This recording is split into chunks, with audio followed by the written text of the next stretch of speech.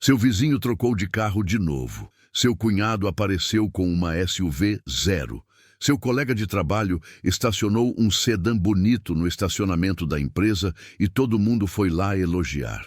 E você ali, dentro do seu carro com 6 anos de uso, fingindo que não se importa, mas por dentro pensando, o que esse pessoal faz que eu não faço?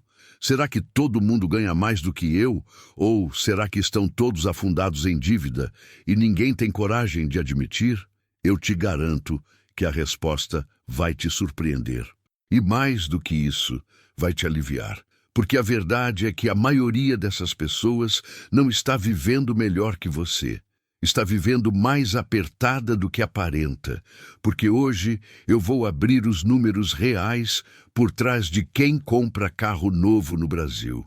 Vou te mostrar quanto dinheiro uma pessoa comum entrega ao longo da vida só por não saber fazer essa conta direito. E no final, vou te dar 5 filtros práticos para você ter carro sem destruir o seu futuro financeiro. Se esse tipo de conteúdo faz sentido para você, já se inscreve aqui no canal e deixa seu like. Isso ajuda demais a gente a alcançar mais pessoas que precisam ouvir isso antes de assinar o próximo contrato. Agora, me responde com sinceridade. Se o seu carro sumisse amanhã, a sua vida acabava ou só ficava mais complicada? Pensa bem. Tem gente que realmente depende do carro para trabalhar, levar filho na escola, cuidar de parente doente. Isso é necessidade real. Mas tem muita gente que está pagando caro, muito caro, só para manter uma imagem, para não parecer que ficou para trás, para não ouvir piadinha no churrasco de família. E é exatamente nessa insegurança que banco, financeira e concessionária se apoiam.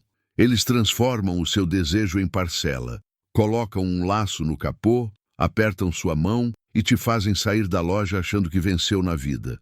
Enquanto isso, você acabou de assinar um contrato que vai sugar o seu dinheiro pelos próximos 4, 5, 6 anos, sem perceber que aquele carro brilhando na garagem é o mesmo carro que está apagando o brilho do seu futuro. Vamos então olhar de perto como as pessoas compram carro no Brasil e onde está o veneno escondido em cada caminho. O mais comum é o financiamento. O vendedor mostra a parcela que supostamente cabe no bolso. Faz aquela cara de amigo, diz que a taxa está especial só para hoje e você assina. O problema é que ninguém olha o total. A pessoa vê R$ 1.800 por mês e pensa que dá. Mas quando multiplica isso por 60 meses, descobre que pagou quase o dobro do valor do carro. E o pior, enquanto você paga juros, o carro perde valor. Cada mês que passa, você deve mais do que o carro vale. É como encher um balde furado. Você joga dinheiro dentro e ele escorre por baixo sem parar. E quando finalmente termina de pagar, o carro já está cansado, começa a dar problema e o que a maioria faz? Corre para a concessionária, entrega o carro velho como entrada, pega outro financiamento e recomeça o ciclo do zero. Isso se repete a vida inteira. A pessoa trabalha 30 anos e nunca tem um carro quitado por mais de 2. Agora, vamos falar do queridinho nacional, o consórcio. Ele é vendido como a opção inteligente, sem juros, parcela menor, disciplina forçada. Mas olha o que ninguém te conta. Primeiro, você começa a pagar e não sabe quando vai receber o carro. Pode ser no 2º mês, pode ser no 5º ano. Segundo, aquela história de sem juros é meia verdade. Existe a taxa de administração que, somada ao fundo de reserva e outros custos, faz o valor final ficar bem acima do preço original. Terceiro, se você não for sorteado e não tiver dinheiro para dar lance, fica ali pagando por anos sem colocar a mão no volante. Consórcio pode funcionar em situações muito específicas. Para alguém que não tem pressa nenhuma, que tem disciplina e que entende todos os custos envolvidos. Mas para a maioria das pessoas, vira uma espécie de financiamento lento, incerto e frustrante. O caminho mais difícil, mas o mais saudável, é comprar à vista. Quando você paga tudo de uma vez, não tem juro, não tem taxa escondida, não tem parcela pendurada no seu orçamento por anos. Você tem poder de negociação, consegue desconto e sai da loja sabendo que aquele carro é seu de verdade. O problema é que juntar esse dinheiro dói. Com salário apertado, conta de luz subindo, plano de saúde pesando e imprevistos aparecendo toda semana, guardar uma quantia grande parece quase impossível. Mas é o único caminho que não te amarra num relacionamento de longo prazo com o banco. Dói mais na largada, mas dói muito menos ao longo da vida. E tem ainda aquele truque clássico, usar o carro velho como entrada. Parece esperto, mas raramente é. A concessionária nunca paga o valor justo. Sempre aparece um arranhão, uma observação, um desconto disfarçado. Você entrega um bem que já perdeu valor e entra em outro que vai continuar perdendo. É trocar uma dívida velha por uma dívida nova com uma embalagem bonita. O efeito psicológico é perigoso porque a pessoa sente que aproveitou o carro antigo. Na prática, só empurrou a conta para frente sem nunca sair do ciclo. Mas o verdadeiro problema do carro não está só na compra. Está no que vem depois, porque a prestação é só a ponta do iceberg. Depois dela vem o combustível, o seguro, o IPVA, a manutenção, o estacionamento, o pedágio, os pneus, os imprevistos. Quando você soma tudo isso, descobre que o carro consome uma fatia enorme da sua renda mensal. Tem gente que gasta com carro quase o mesmo que gasta com moradia. É como pagar 2 aluguéis, um para o teto sobre a sua cabeça e outro para a máquina que fica parada na garagem a maior parte do dia. E ainda tem a desvalorização, que é o prejuízo invisível. O carro perde valor todos os anos. Você não sente mês a mês, mas quando tenta vender, leva um susto. É dinheiro evaporando em silêncio. E agora vem a parte que mais dói, o custo de oportunidade. Esse é o cálculo que pode mudar a forma como você enxerga o carro para sempre. Imagina o seguinte. Uma pessoa decide não entrar num financiamento pesado. Em vez de pagar R$ 2.000 por mês de parcela durante 5 anos, ela compra um carro usado simples, paga à vista e investe esses R$ 2.000 todo mês. Em 5 anos, só o que ela colocou já soma R$ 120.000. Com os rendimentos, esse valor cresce ainda mais. Agora imagina essa mesma pessoa mantendo esse hábito por 10, 15, 20 anos. Estamos falando de um patrimônio que pode passar de R$ 500.000, dependendo da disciplina e do investimento escolhido. Agora, olha o outro lado.